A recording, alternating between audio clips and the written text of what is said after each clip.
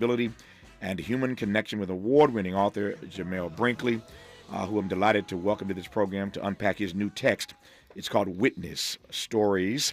Jamel, good to have you on. How are you today, sir? I'm good, Tavis. Thank you so much for having me. It's a pleasure to be here. No, it's my great honor to have you. Thank you. Thank you for the time.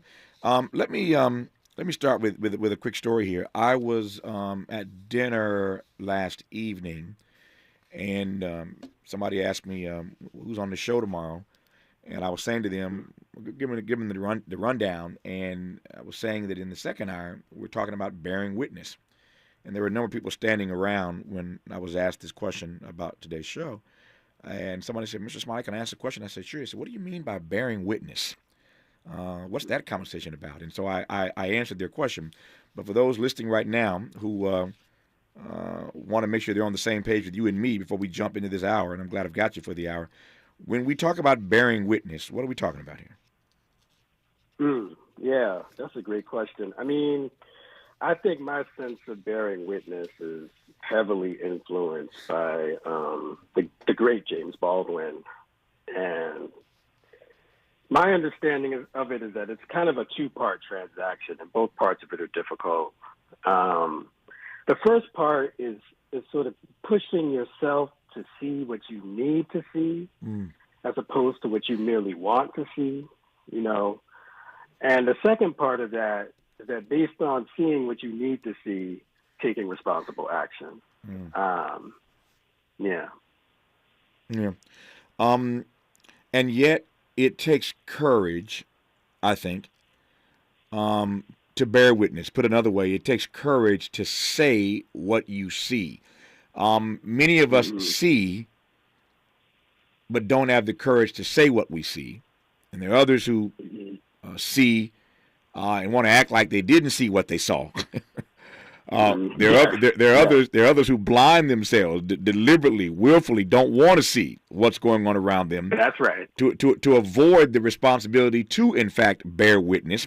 But let me start with the first point. It does take a level of courage. It seems to me to say what you see, to bear witness about what's happening around you.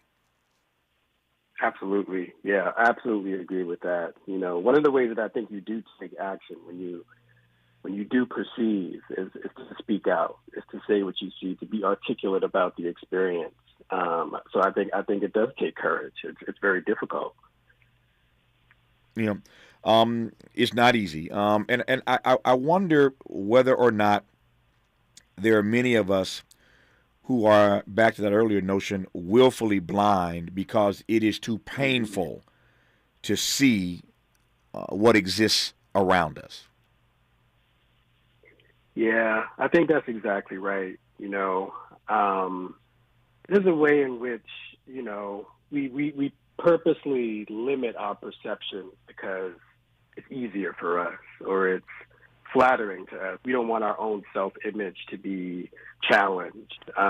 We don't want our own sense of safety to be threatened at all. And so you kind of very deliberately limit your what you see, what you perceive through your senses. But you know, it's a very selfish way to live. There's safety in it. There's this kind of flattering self-image that goes along with that. But if you're going to be a member of a community, a member of a society, then you got to push yourself out of that flattering self-perception and that limited vision. Mm-hmm. I don't want this conversation for the next hour to be so esoteric. So we're going to get a little more specific as we move forward about this notion of bearing witness and why, in a moment like this, in this experiment in democracy, we need to explore the complexities of perception and moral responsibility and human connection. Why, in a moment like this, more of us have to have the courage to say what it is that we see. Why, in a moment like this, more of us have to be willing to speak truth to power, and for that matter, to the powerless. It's a great conversation, I hope, in the offing about the call on each of our lives, yours, mine, everybody listening right now, to bear witness, to have the courage to say what we see, to speak those uncomfortable truths. And why? Because if nobody speaks the truth, then the suffering gets rendered invisible. It's going to be a good hour once we get a little less esoteric, and I promise you we will when we come forward with Jamel Brinkley, on Tavis Smiley. For all the freedom-loving folk, this is Tavis Smiley. I feel like freedom.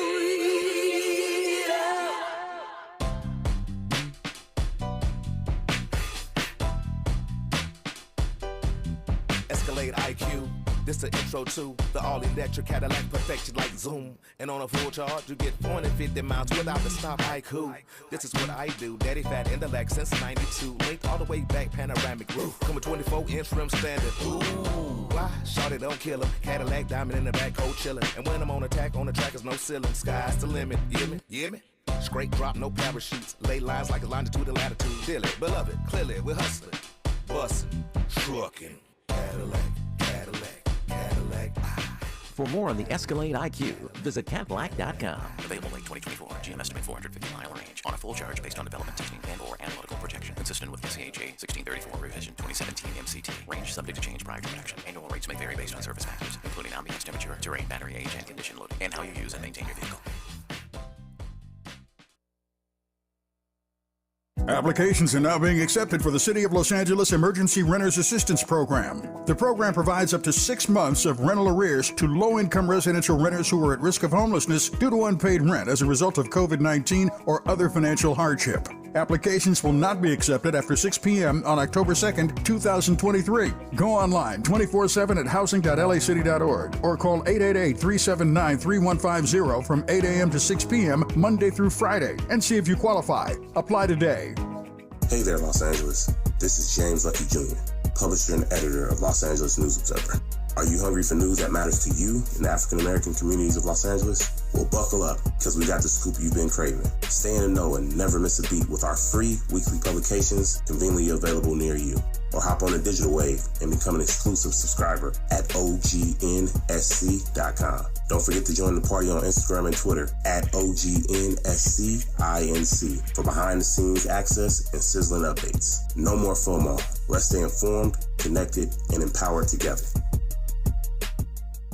Some people won't give you the real talk on drugs, but it's time we know the facts. Fentanyl is killing people. It's a powerful opioid, often made illegally and commonly mixed with illicit drugs. It can even be pressed into counterfeit pills that resemble prescription medications. Just 2 milligrams, about the size of a few grains of sand, can potentially be lethal. This isn't an ad to scare you, but it is an ad to make you think twice. Get the facts. Go to realdealonfentanyl.com. This message is brought to you by the Ad Council. Now. We tend not to think about now. We dream about tomorrow, relive yesterday. But right now in front of us is victory over cancer. Right now, cancer research funded by the V Foundation is leading to better treatments and saving lives. Victory over cancer is there for the taking by you, because today's cancer research is tomorrow's victory. Learn more at v.org. Don't give up. Don't ever give up. More honesty than you can handle. More empowerment than you can imagine. You're tuned in to Tavis Smiley. And we're glad about it. Our guest in this hour is Jamel Brinkley, author of a book called Witness Stories. And we're talking in this hour about the responsibility that each of us has to bear witness, to say what it is that we see. There are a lot of folks, Jamel, who don't want that responsibility. They come into the world. They want to be sort of left alone, do what they do, live life on their own terms. But bearing witness ain't their thing. To those persons, you'd say what?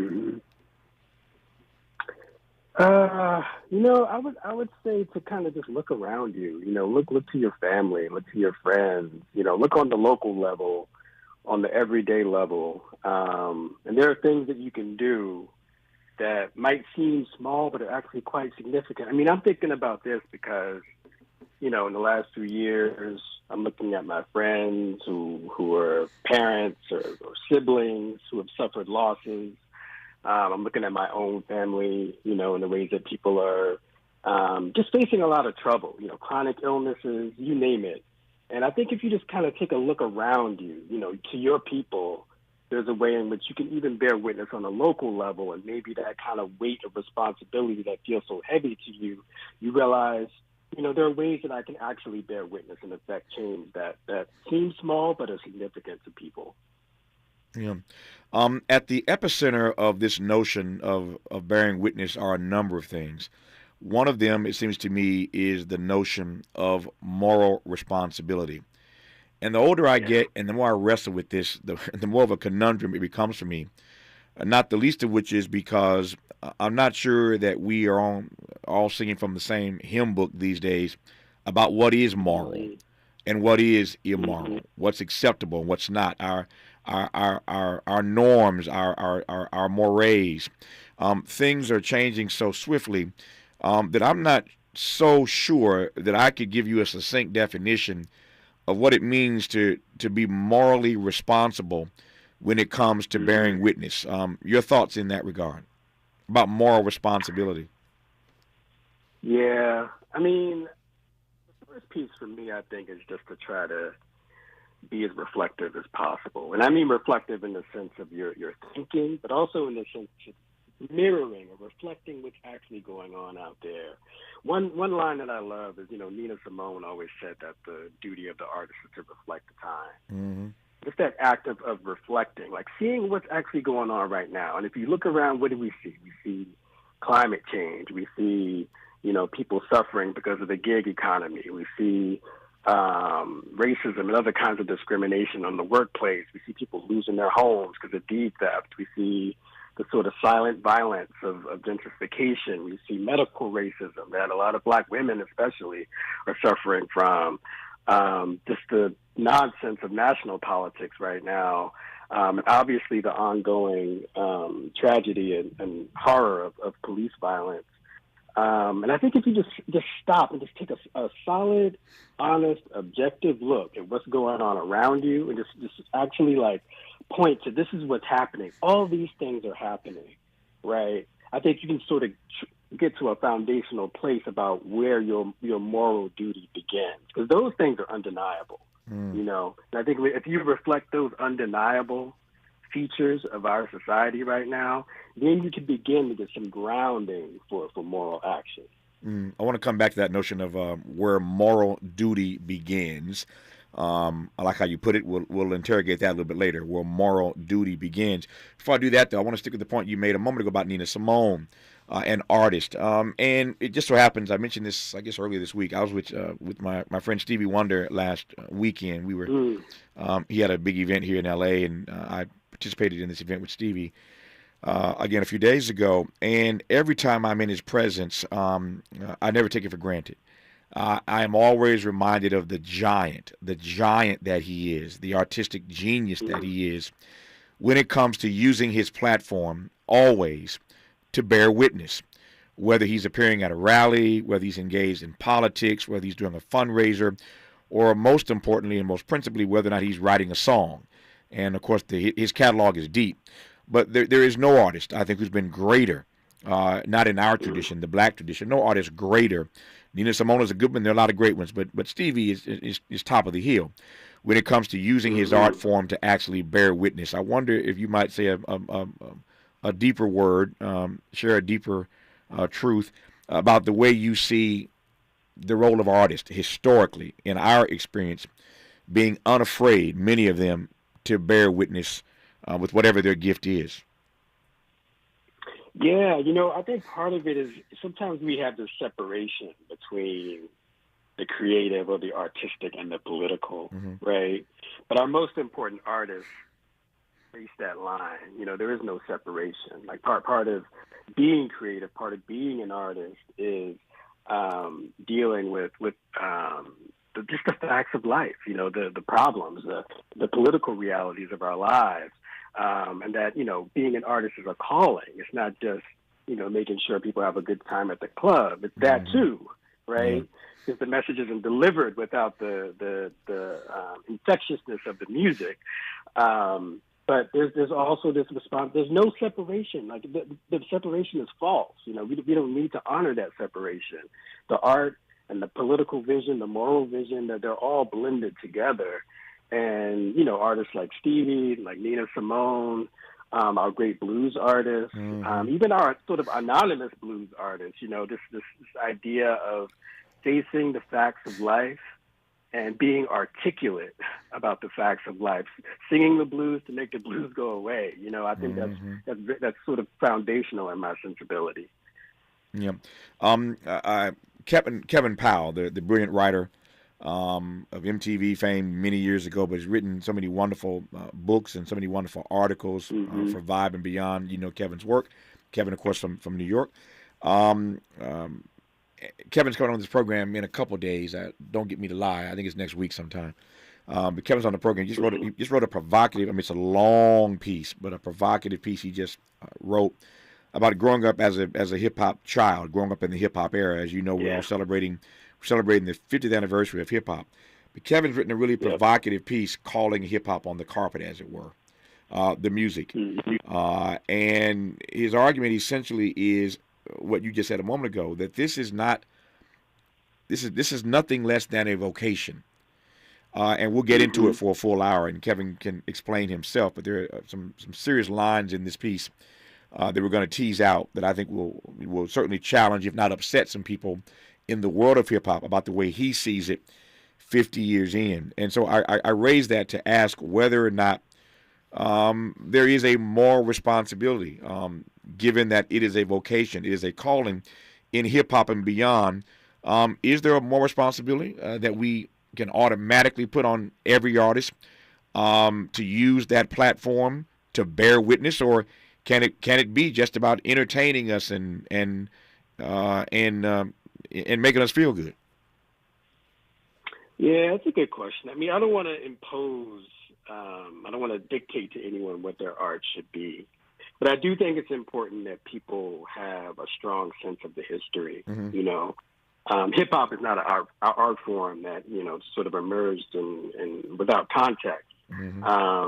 And when you really think about the roots of it, and you think about its connection to our other great art forms or other great music, then I think it's that awareness. Again, it's that kind of awareness raising and really thinking about, the roots of hip hop itself and its connection to other art forms. Then I think maybe something about, that might challenge artists who otherwise, think only about the entertainment value, delivering bars, quote unquote, to, heighten their art, push them to go further. I think it's important that we do push and challenge our artists, right? Instead of merely accepting what they deliver to us, they have to be responsive to the needs of the community as well. By the way, for those who want to read that article, it's a fascinating piece. It's a long piece, so get to it when you have some time. But you might want to read that article in advance of Kevin coming on our program next week. It's on Politico. It's called Hip Hop and America Are Changing and Not for the Better. That's the title. Hip Hop and America Are Changing and Not for the Better. The fact that he wrote it for Politico will give you some sense as to what he's unpacking and why Politico is the outlet to publish the piece, because he's talking about politics, of course. But once again, it's Hip Hop in America are Changing and Not for the Better, written by Kevin Powell, a powerful piece that we'll be unpacking on this program, I think, next week. Take me inside your book, Witness Stories, Jamel. Yeah. So, the stories in this book, as I mentioned earlier, I think the presiding spirit of this book is James Baldwin, who thought so deeply about this idea of witnessing. But each of the stories is sort of dealing with families, friend groups, Black folks in Brooklyn, New York City more broadly, sort of in the shadow of some of the things that I was talking about, like in the shadow of gentrification, in the shadow of, the gig economy, in the shadow of police murders, and just really trying to take a close, intimate look at people within families, people who are sort of dealing with losses or facing challenges, and really kind of like looking at the people. I want to keep in sight the trouble, the sources of the trouble. But the stories are really about the people, and that was vital for me in order to like show these relationships, people trying to thrive and pursue joy and heal themselves and protect each other in the face of the things that are assailing them. Yeah. As I said earlier, if no one bears witness, if no one has the courage to say what they see, if no one speaks truth to power and to the powerless, then the suffering that you're talking about now gets rendered invisible, which leads me to ask, how much suffering you think is being rendered invisible because people don't have the capacity or the courage to bear witness to it? I think a lot. I think a lot of it is being rendered invisible. I think people don't want to see it. People don't want to hear about it. There's this great Gwendolyn Brooks line that I came across a couple of weeks ago, and she says that truth tellers are not palatable, and that there's a preference for candy bars. She says, which I love because it made me think about this idea of bars in like hip hop music. Right? Yeah. And a lot of what we call bars, to me, are actually candy bars. Yeah. Right. It's that sort of like it tastes good, but there's not a lot of not a lot of substance, not a lot of nourishment. Right.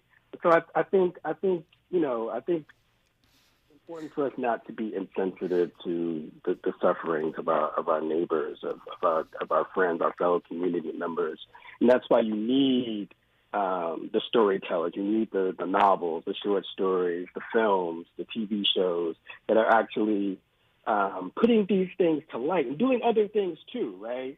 Not just sort of like a dreary kind of news cycle of trouble, but showing people dealing with their troubles in ways that are often very inventive and joyful. But yeah, I think it's the way that our society is structured, the way it's sort of atomized with social media a lot of times, or with all of our screens. I think it's easy for people to lose sight of the trouble. Although those media can also be ways of connecting, and I think it's important to remember that as well. You mentioned Gwendolyn Brooks, and you took me back. I had the honor of interviewing her a number of times in her lifetime, and the greater honor, the even greater honor, being asked to speak at her funeral in Chicago. So it was a great moment for me, a sad moment, but a great moment to have been asked to eulogize Gwendolyn Brooks. And I love that line, that truth tellers are not palatable. And her invocation, her suggestion that people prefer candy bars, right? Truth tellers are not palatable, which leads us into a conversation. Let me tee this up now. I'm looking at the clock here. I don't want to get you started and have to cut you off, but I want to come right forward to this notion that Gwendolyn Brooks advances, that truth tellers are not palatable, that people prefer candy bars. I want to talk about the condition of truth.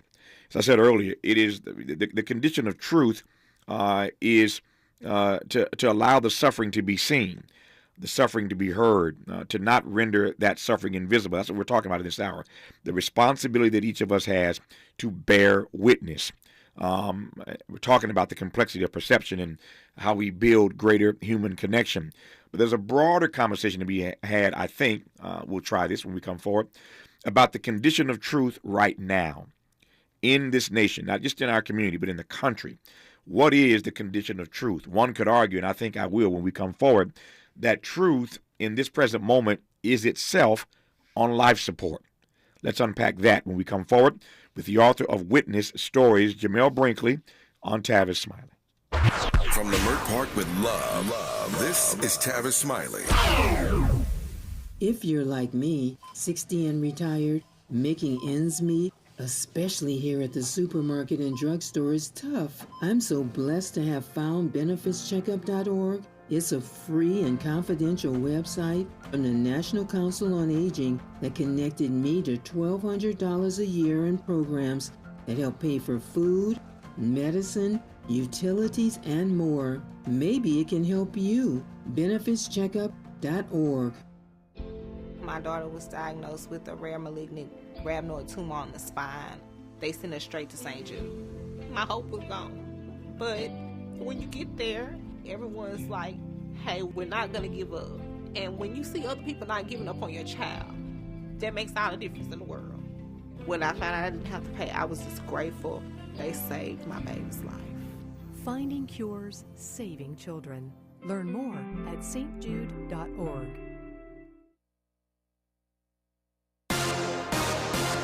I'm Mike Moore. Here's the latest from the Black Information Network. Russia launched its biggest missile attack in weeks across Ukraine today. Missiles pounded energy facilities and knocked out power in 5 regions in the west, center, and east of the country. Officials said the attacks appear to be the opening salvo in a new air campaign against Ukraine's power grid. At least 18 people were reported wounded, including a 9-year-old girl. There are close to 700 attempts to ban library books during the first 8 months of this year. The American Library Association said this week that those attempts targeted more than 1,900 titles. That's 20% more than the first 8 months of 2022. The association said most of the titles that were targeted this year were written by or about people of color or members of the LGBTQ community. And that's the latest. I'm Mike Moore from your 24/7 news source, the Black Information Network and BINnews.com. Traffic is still pretty heavy out of the valley around that wreck on the 405 southbound at Skirball Center. That is where Sigler continues with your 2 right lanes blocked. Traffic jammed up solid from Roscoe Boulevard. Also affecting the 101 southbound coming away from Tampa Avenue to the 405. 101 north is still heavy from Coldwater Canyon over to the 405. Start saving on the road with Valero's 100 Days of Summer. Get fuel-saving snacks, swag, and more every day all summer long. Only with Valero Pay Plus. Download the app and start saving right now. Additional terms and conditions apply. Prime members save more at your Amazon Fresh store. As a Prime member, you'll save 10% on hundreds of items in store, from organic produce to pantry staples to handcrafted pizza. Head to Amazon.com/fresh locations and find a store near you. This is the KBLA Sports Minute with Ray Richardson. I'm a bad man. The Dodgers' 5-game winning streak came to an end last night. Detroit beat the Dodgers by 2. The Giants are in town. They begin a 4-game series with the Dodgers tonight. Important series for the Giants. They're 17.5 games behind the Dodgers, but still can make the playoffs. The Giants are battling for a wildcard spot. First pitch tonight is 7:10. The Rams traded running back Cam Akers to the Minnesota Vikings. In return, the Rams get a 6th-round pick from the Vikings in 2026. The Rams have been trying to unload Akers for more than a year. If you need some football tonight, the NFL has a Thursday night game for you. The New York Giants at San Francisco. The 49ers are one of 8 undefeated teams in the NFL heading into Week 3. 5:15 p.m. kickoff. You can catch the game live on Prime Video. No debates, no speculation, just the info you need. That's your KBLA Sports Minute. I'm Ray Richardson on KBLA Talk 1580. For all of us, this generation and the next, there is simply no place in our lives for litter. And yet, it's everywhere we look. And unfortunately, it does belong to all of us. So, let's come together and create a litter-free, clean California, once and for all. Remember to properly dispose of your trash and recycling. Secure truckloads with tarps to keep debris from flying out. Clean out your car when you're at a gas station. Take pride in your community by organizing a cleanup event. Or join a cleanup event near you. Zero litter is the goal. Join us at cleanca.com. That's cleanca.com. Let's do it together. Brought to you by Caltrans. cleanca.com.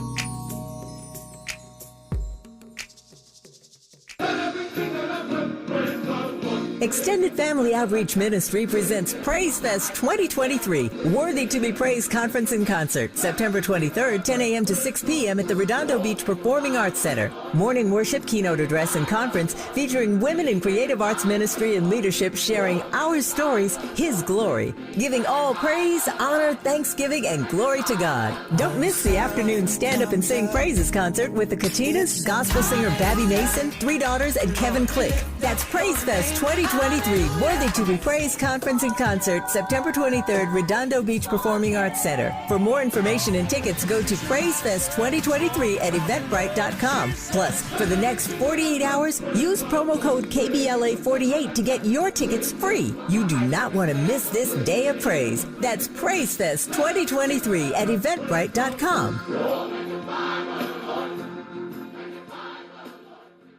Dominique DePrima for KBLA Talk 1580. Are you worried about your credit score? Well, look, you can rebuild it. There are lots of factors that go into determining your credit score, but one of the most effective ways to improve your score is to consistently pay your bills on time, over time. If you're forgetful about payments like me, try automating your bill payments. That way all your creditors get paid on time and you'll have freed yourself of trying to remember.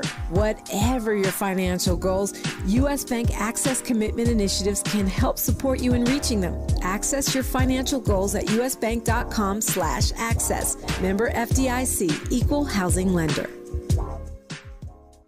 Helping to make you the most knowledgeable person in your circle of friends. This is Tavis Smiley. Tavis Smiley in conversation with Jamel Brinkley, author of the book Witness Stories, a must-read on everybody's list. All kind of praise for this text. The New York Times, NPR, the LA Times, Vulture, the Boston Globe, Shondaland, St. Louis Post-Dispatch, Chicago Review of Books, Essence, The Root, on and on and on. Goes the praise for this book, Witness Stories, by our guest in this hour, National Book Award finalist, Jamel Brinkley. We're talking, in case you just tuned in, about what the book is essentially getting us to wrestle with, and that is the notion of bearing witness and what it really means for us to see the world around us. What does it cost us both to see and to not see? Jamel, I was thinking during that break that one of the things that challenges, there are many things, a plethora of things, but one of the things that challenges our capacity and our courage to bear witness, to say what we see, is that we're living in a moment, I think, and I think there's evidence, there's data to bear this out, that people for a variety of reasons are becoming more and more nativist. More and more nativist. That is to say, we're turning inward, and no one seems to care about the other. It's one of the reasons we walk past homeless folk every day as if we don't see them. And there are a long list of things I could lay out. Some of this stuff, of course, you cover in your text. But I wonder if you might say a word about the juxtaposition of bearing witness in a culture that's becoming more and more nativist. Does that make sense? Yeah, no, I think you're absolutely right. You know, that's what I was thinking of when I was talking about us being so atomized earlier. You know, the way in which we're sort of pushed for various reasons to think in a very individualistic way, and that's really challenging. And you know, and the way that we socialize too is increasingly mediated. You know, in such a way that like, you don't know what you're getting. I mean, there's storytelling, but so many stories are lies. You know, you know, all this stuff about fake news and a lot of the images that we see are manufactured. All this AI stuff that people are talking about now, and so it's hard to know like what's real. But to me, I think you know, there's no easy answers. But I think part of the issue is that we do have to sort of push ourselves to be in community with each other. You know, a lot of the work, even for an artist, is not just your medium. It's not about just the laptop or the page for me. I think a lot of the work is out in the world. And that work out in the world is what conditions the work that I do on the page. And so I think part of it is just sort of pushing yourself to not be so inward, so individualistic, so atomized, like really pushing yourself to be in community, like flesh to flesh, like shaking hands, like, you know, feeling the weight of somebody's voice on your face. I think that kind of community making is so basic but so vital in the face of this, this kind of nativist tendency that you're talking about. Yep. Maybe it occurs to me now, Jamel, maybe the reason that so many of us shy away from bearing witness, from speaking truth to power, from saying what we see, maybe one of the things that drives us away from that moral responsibility is that it's more than just saying. Let me back up. It's more than just seeing. It's more than just seeing. It's more than just saying or speaking. But at some level, to your brilliant point now, it requires doing. It's not just seeing. It's not just speaking, but it requires doing. And if you really don't want to do, you don't want to do anything, then the way to avoid doing something is to not say, and prior to that, just to act like you don't see. So I wonder if there's a connection between bearing witness and actually having to do something about what you are bearing witness about. Yeah, I think that's absolutely right. And I think it's part of the moral challenge that someone like James Baldwin is posing to us. You know, like one of the epigraphs to my book is, you know, I was to discover that the line which separates a witness from an actor is a very thin line indeed. Nevertheless, the line is real. And when he's talking about the line being real between being a witness and being an actor, there's an implicit challenge there. There's an implication that just seeing is insufficient, right? And that you have to cross that line over to acting, whether that's, you know, acting in service of others, you know, whether it's intentionally pursuing community, you know, showing an ethic of care, like whatever that is. But that thin line is a line that many of us don't want to cross, right? And what I hear in that line is just, and in Baldwin's line, is that you have to cross that physical line into action. Yeah.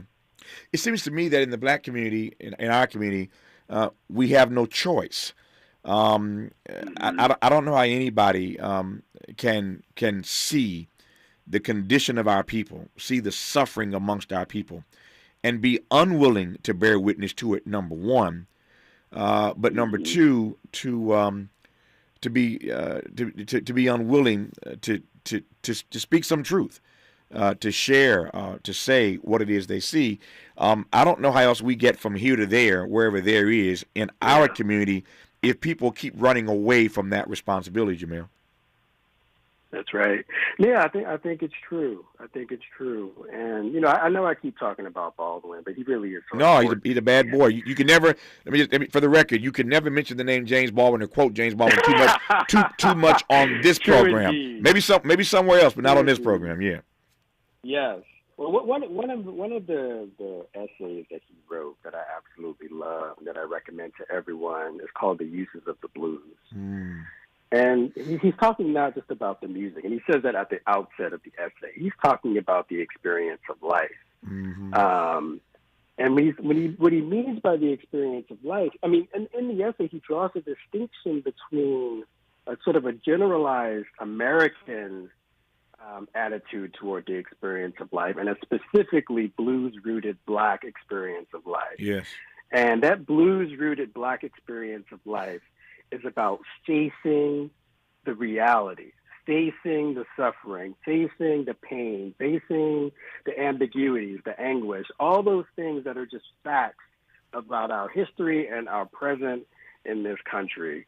And it's absolutely vital, he says, not to give in to the generalized American illusion and stay rooted in the blues tradition and knowing the actual experiences, the actual challenges that people face. One line that I particularly love from that essay is that he says, you can't learn anything if you just look. You can't know what the river is like or what the ocean is like if you just stand on the shore. And that feels absolutely true to me. Yeah. That's a powerful frame that you can't just look. Yeah, it is. You cannot learn by just looking. You got to, as I say, you have to assign yourself, right? You have to assign yourself, not just to look, but to engage, to get involved. Cornel West, my friend and brother, read that James Baldwin essay and turned it into a speech that I was fortunate to be in the audience to hear him deliver one night. And he, born of that Baldwin essay that you just referenced, Jamel, delivered a speech entitled, "What Can a Blues Nation Learn from a Blues People?" That's what Baldwin inspired him to unpack. What can a blues nation learn from a blues people? We'll talk about that when we come forward, as well as the condition of truth. What is the condition of truth in our nation these days? A great deal more to cover when we come forward with Jamel Brinkley on Tavis Smiley. Unapologetically progressive, unapologetically black. You're tapped into Tavis Smiley. What is dedication? My biggest fear in the middle of my addiction was that my kids wouldn't have a father. And I started thinking, you know what? This isn't my story. I definitely had to become a better man to be a better father. It's important to me that my kids are empowered and truly believe that if they can think it, they can do it. That's dedication. Visit fatherhood.gov to hear more. Brought to you by the U.S. Department of Health and Human Services and the Ad Council. Joey from Vermont, a farmer trying to get through the winter. Adriana from South Carolina, a single mother living paycheck to paycheck. Liam from Ohio, an injured father struggling to provide for his family.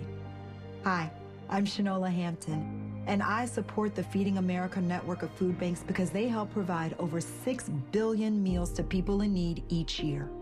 Learn more at feedingamerica.org. In Big Tobacco's Fantasyland, children are the future. Here, tobacco companies are committed to higher education, offering scholarships to students who submit essays about the benefits of vaping.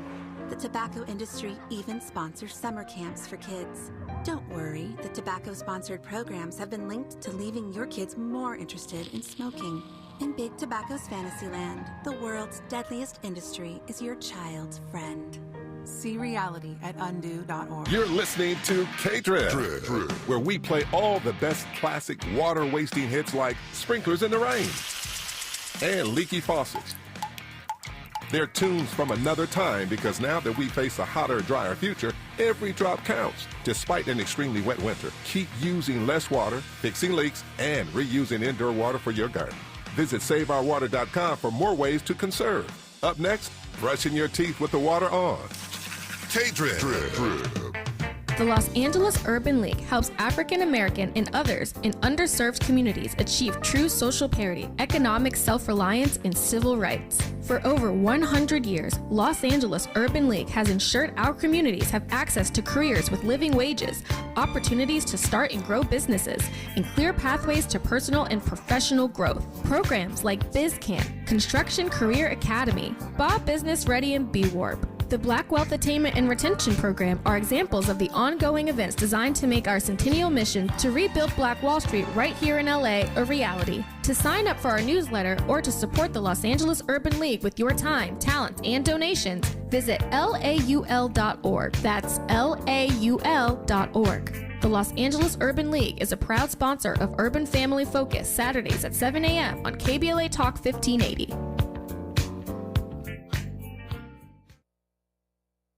Made fresh daily in Leimert Park, Los Angeles, California. You're listening to Tavis Smiley.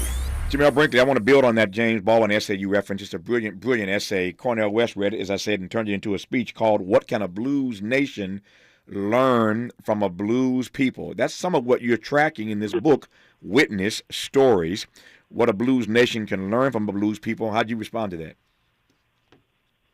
I think that's right. And for me, I think, just to talk about the characters in my stories for a second and try to connect it to what we're talking about. Mm-hmm.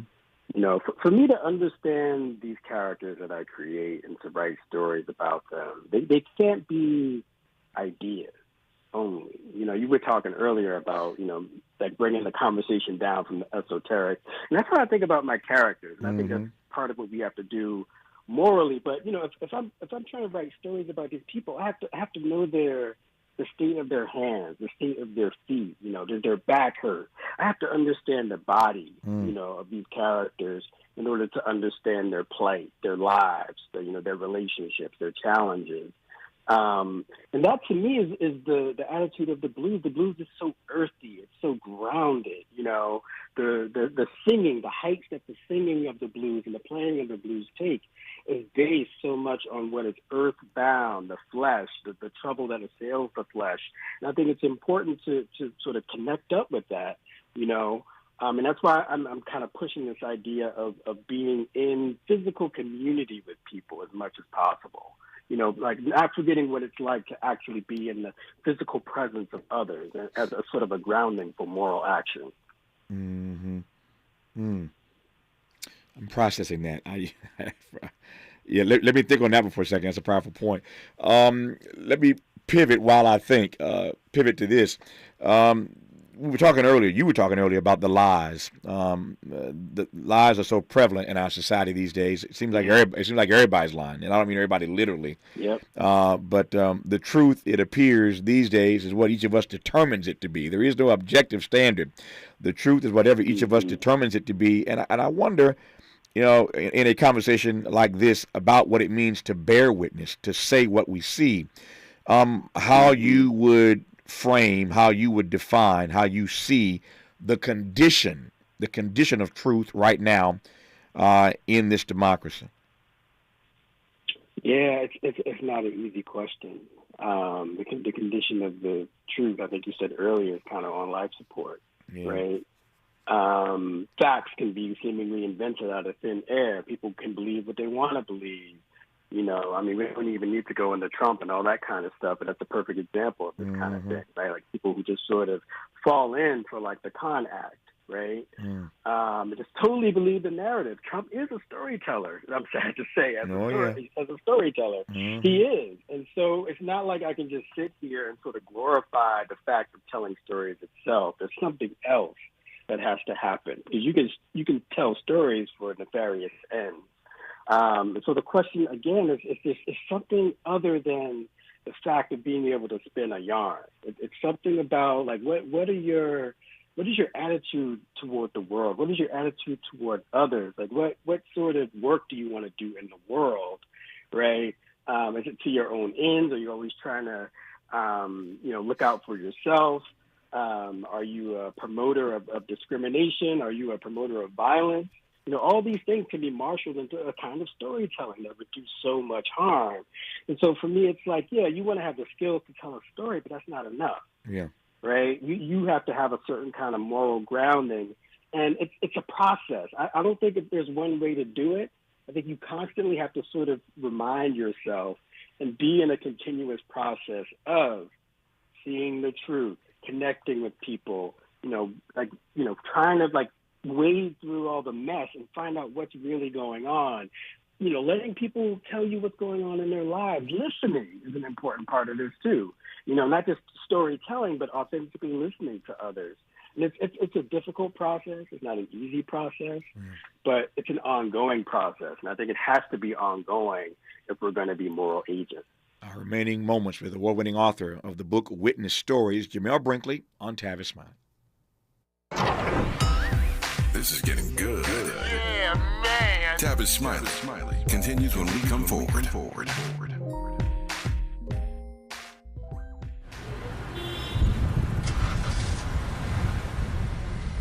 What's up, party people? It's your favorite MC's favorite rapper, MC Light here. And we're celebrating 50 years of hip-hop, authentically powered by Cadillac. And we're going to take it way back to where it started.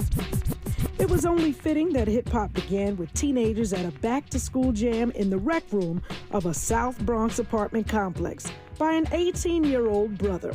By the way, I'm also sure he had a Cadillac parked outside. He noticed the energy on the dance floor when he switched between two turntables, extending the beats, repeating the breaks, and never losing the rhythms. And that was the birth of hip-hop. And from that moment, it took off.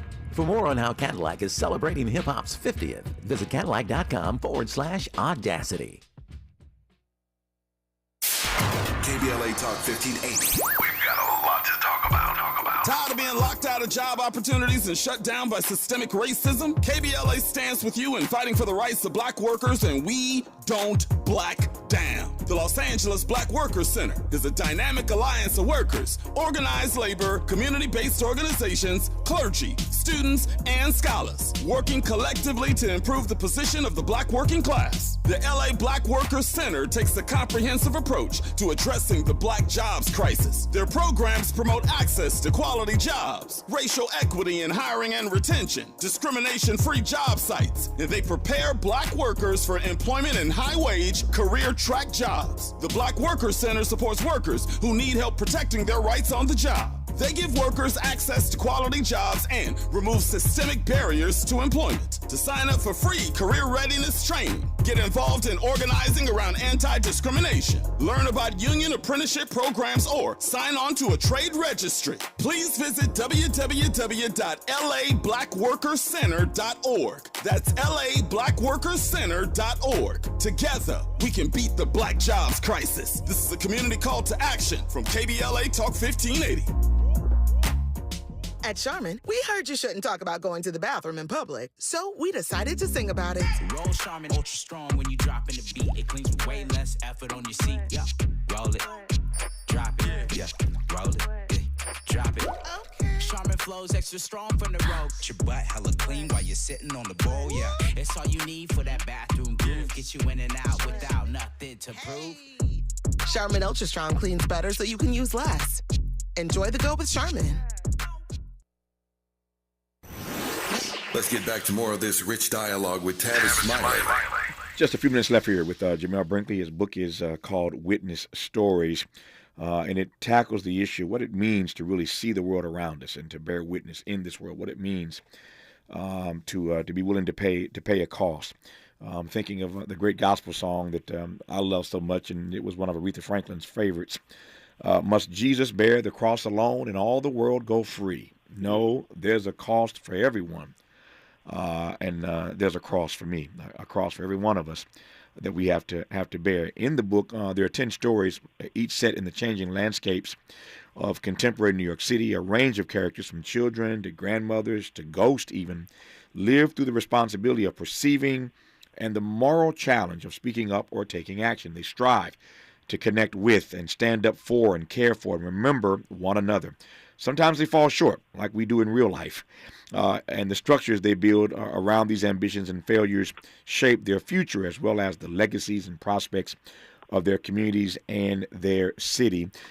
All that said, Jamel, why do this as fiction? Certainly you could tackle these issues in a nonfiction text. Yeah, absolutely. And I love our nonfiction writers, our essayists who are trying to get at these truths in a different way. I like to stir the imagination. You know, the touch. There are lots of ways to affect people.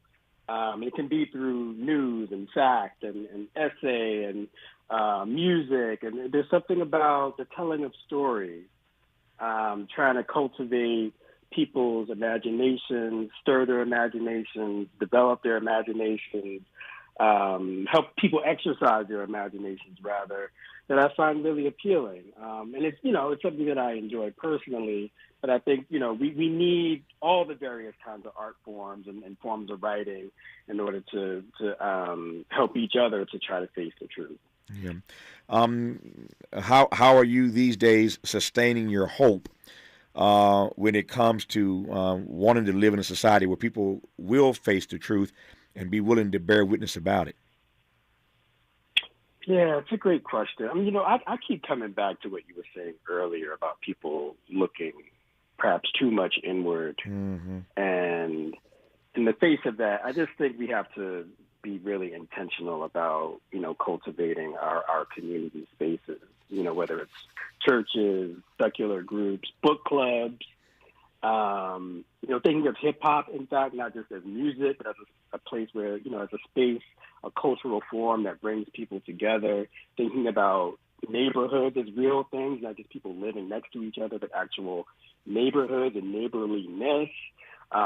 Even something like Black Twitter, as a space within Twitter that has a certain kind of community-mindedness and, a kind of truth-telling focus, a certain kind of, sustaining joy. It's really about thinking about those spaces and pushing yourself into as many of those spaces as possible as communities. Yeah. I mentioned earlier that everybody has this book on their must-read list, from the New York Times to NPR to the LA Times and everybody in between. It's called Witness Stories, written by award-winning author Jamel Brinkley, who I've delighted in having on this program in this hour. Jamel, congrats on the text. All the best to you, and I appreciate this conversation, sir. Thank you, Tavis. It's an honor and a pleasure to talk to you. Thanks so much. Pleasure and honor was all mine. Coming up in our third and final hour today, the bad girl of comedy, Lunell, You're listening to Tavis Smiley. KBLA